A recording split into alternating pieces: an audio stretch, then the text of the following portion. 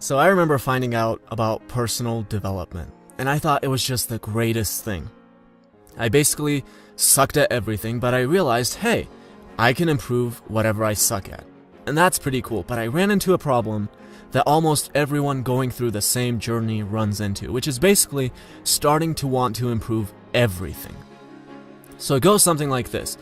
This is awesome. Starting tomorrow, I'm going to wake up early, meditate for an hour, go to the gym for 2 hours, go to work, and as soon as that's done, go to a martial arts class, come home and learn how to play the guitar because I've always wanted to play it, and once I'm done with that, I know it's really late, but I'm going to work on my 5 different business ideas. And that sounds so good because all of a sudden you're excited about life again. But here are the 2 most likely outcomes of that dream.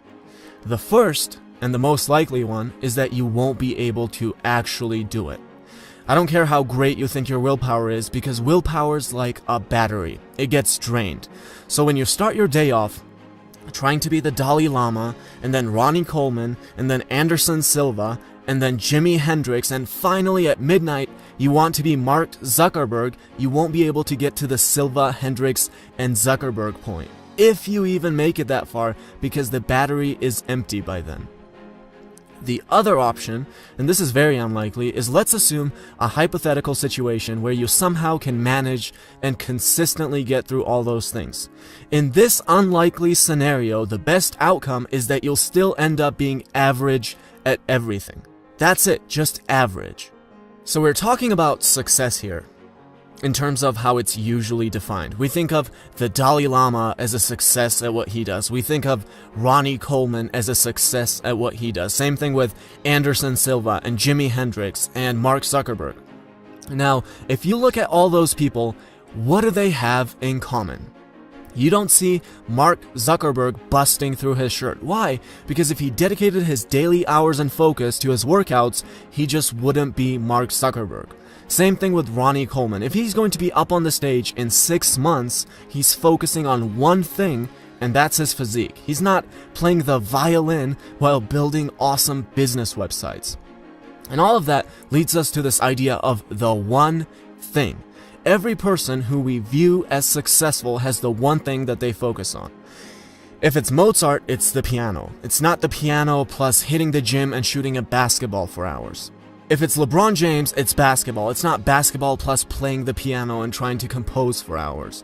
Now, let me make this clear that I'm not here to define success for you. Your definition of success might be different than what's commonly accepted. Maybe for you, Mozart and LeBron James aren't successful. Maybe you like the idea of being okay at everything and having a more balanced lifestyle. And that's fine. I'm not here to tell you what you should do or how you should think. But if you're asking about how to be successful, and success is defined for you by someone like Mozart in music or LeBron James in basketball, you do have to realize that there's almost no balance with that kind of success. There just isn't. So, if you've been following the channel, I took a month off from making these videos.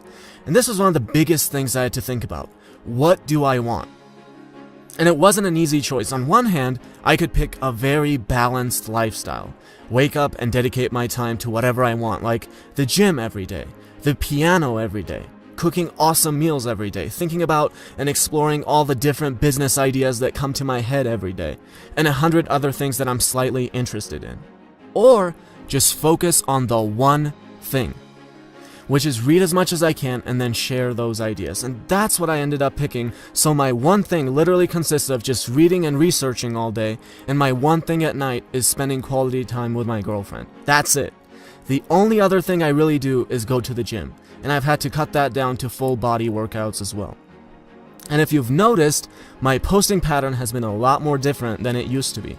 I mean, there's no way I could be posting at this pace if I decided to have balance and not focus on this one thing. There's no way I can be hitting the gym for 2 hours every day, getting better at playing the piano, cooking gourmet meals all day, focusing on 5 different other business ideas, and then consistently be putting out videos and focusing on my reading so I can turn this into something great, because my willpower battery is going to be completely empty by the time I get to it.